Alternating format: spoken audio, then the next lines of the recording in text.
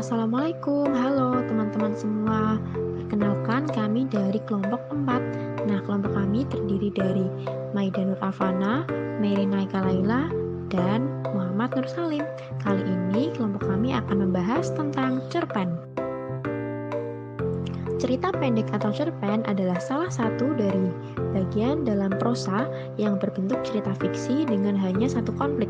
Nah, cerpen ini berbeda dengan novel. Cerpen lebih pendek dari segi isi. Selanjutnya ada ciri-ciri cerpen. Yang pertama terdiri atas 1.600 sampai 10.000 kata. Yang kedua, cerpen biasanya berfokus pada satu objek atau tema. Yang ketiga, cerpen biasanya berlangsung dalam satu latar sehingga berfokus pada satu alur. Yang keempat, cerpen biasanya berfokus pada satu atau beberapa karakter dan watak yang dimiliki tidak berubah secara berangsur-angsur. Yang kelima, diksi atau pemilihan kata yang digunakan bersifat mudah dipahami. Selanjutnya, saya akan menjelaskan tentang struktur cerpen. Struktur cerpen ada 6. Yang pertama, abstrak. Abstrak merupakan bagian cerpen yang bersifat pilihan. Abstrak memberikan gambaran awal cerita. Kemudian yang kedua, orientasi. Orientasi merupakan bagian yang memperkenalkan tokoh dan latar. Kemudian yang ketiga, ada komplikasi. Kompilasi adalah tokoh-tokoh akan menghadapi konflik dan seringkali hal-hal menjadi lebih buruk bagi mereka dan mereka perlu menemukan cara untuk membereskannya. Yang selanjutnya adalah evaluasi.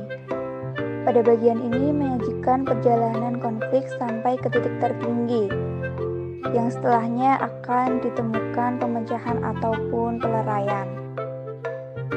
Selanjutnya, yang kelima ada resolusi. Resolusi bisa disebut dengan peleraian, yaitu saat titik tertinggi mulai menurun hingga bertemu koda. Kemudian yang terakhir ada koda.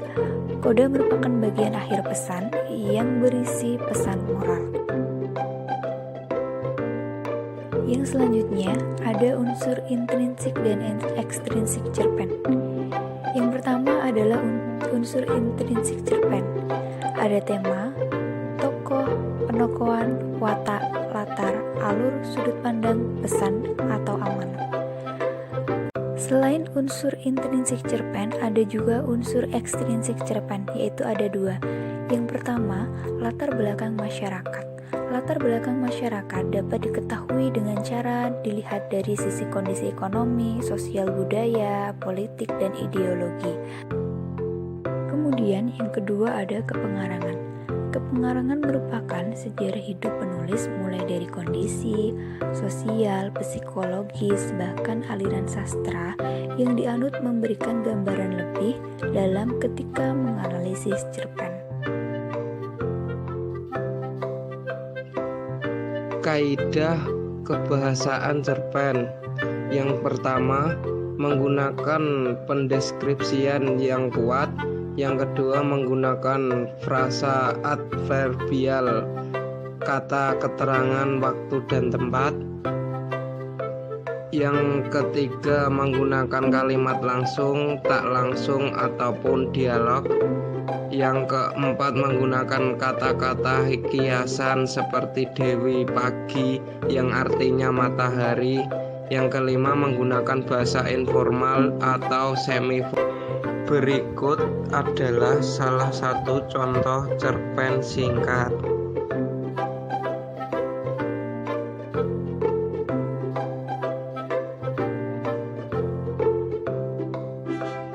Contoh cerpen terbaik. Yang pertama, bersiap kecewa bersedih tanpa kata-kata, karya Putu Wijaya. Yang kedua, Tanah Air, karya Martin. Yang ketiga, Inem, karya Pramudia Ananta. Yang keempat, Malam, karya Laila.